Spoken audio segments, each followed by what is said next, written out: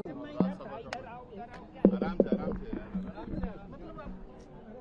क्यों गड़बड़ कर रहे हो अमित शाह करे जैसे।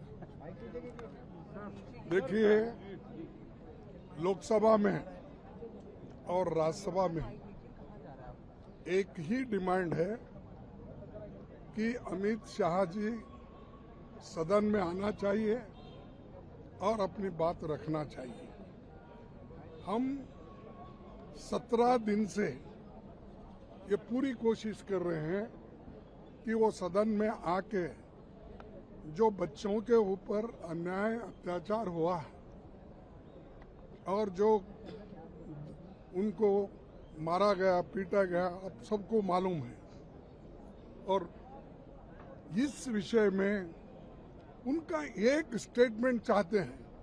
और प्राइम मिनिस्टर इंस्टाग्राम पे रात के 12 बजे बोलते हैं, सदन में क्यों, सदन को आप क्यों निगलेक्ट कर रहे हैं।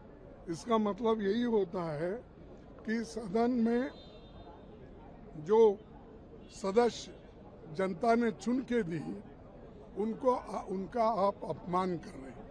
एक तरफ जनता का अपमान कर रहे हैं और एक तरफ संविधान के तहत जो सदन चलना चाहिए उसको भी आप नकार दिए हैं। तो इसीलिए हम ये चाहते हैं कि अमित शाह खुद आए, बयान करे। उसके साथ ही साथ प्रधानमंत्री क्यों नहीं पूछ रहे हमारे होम मिनिस्टर को, भाई आप एक बयान दो, मैं भी एक बयान दूंगा। और ये जो 17 दिन 18 दिन से चल रहा है ये खत्म हो जाएगा ये झगड़ा। लेकिन वो नहीं चाहते, क्योंकि वो ये नहीं चाहते कि सदन सुललित चले, अच्छा चले, शांति से चले, और उनको जो कुछ प्रश्न पूछा जाएगा वो उसका उत्तर भी दे। लेकिन वो देना नहीं चाहते, वो डर रहे हैं। और मैं ये भी कहूँगा, क्यों डर रहे हैं आप? इसका मतलब ये है कि आप कुछ ना कुछ गलती किए हैं और बच्चे आज और हमारे युवा छात्र पूरे देश में उनके खिलाफ उठे हैं। तो उनको कोई मॉरल राइट नहीं है और उनके पास कोई मौलिक या मॉरल राइट बचा नहीं है। किसी को सूरत दिखाने की उनकी इच्छा नहीं है। वो बार बार पेपर में तो रोज एडवर्टाइजमेंट आता उनकी सूरत। अब भाई यहाँ सूरत दिखाने में क्या है? राज्यसभा में दिखाओ, लोकसभा में दिखाओ। तो ये सूरत दिखाने को भी तैयार नहीं। तो हम यही कहेंगे कि ये जनता के समस्याओं को हल नहीं करना चाहते, और खास करके जो हमारे नौजवान साथी हैं, विद्यार्थी हैं, छात्र हैं, उनका भी जो समाधान नहीं निकालना चाहते। इसीलिए हम डिमांड कर रहे हैं, या आके स्टेटमेंट दो, अपनी बात रखो, डिबेट चलेगी और जो कुछ भी समाधान निकलेगा, या नहीं तो आप राजीनामा दो।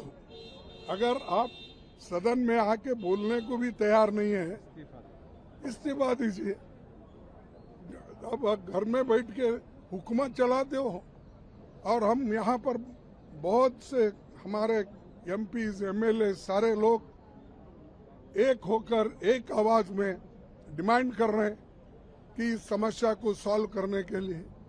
लेकिन वो यहाँ रूम में बैठ के सुनते हैं और रूम में बैठ के इंस्ट्रक्शन भेजते हैं और अपने लोगों को ये कहते हैं कि अगर हम उठे तो तुम सब लोग, बीजेपी के सारे लोग उठ के उनको तुम प्रोटेस्ट करो।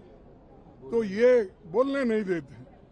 और मुझे बहुत दुख से कहना पड़ता है कि हमारे चेयरमैन साहब क्यों हमको आवाज उठाने नहीं देते।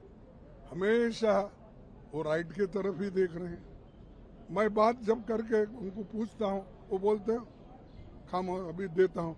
तो उनके ऊपर भरोसा करके मैं बैठ जाता हूँ, वो सदन अडजर्न कर देते हैं। तो ये अच्छा नहीं।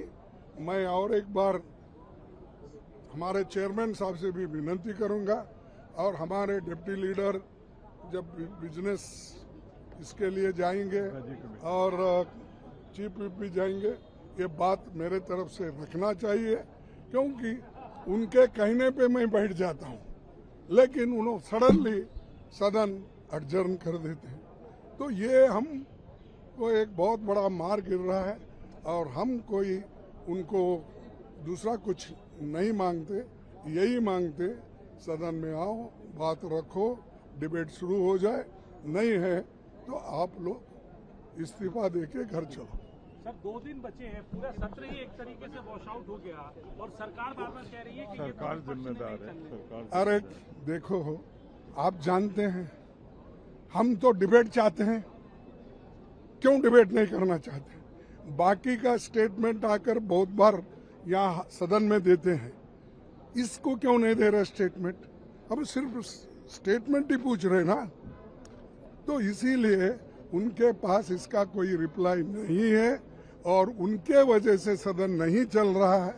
वो रिस्पॉन्सिबल है, गवर्नमेंट रिस्पॉन्सिबल है, मोदी जी रिस्पॉन्सिबल है, होम मिनिस्टर रिस्पॉन्सिबल है।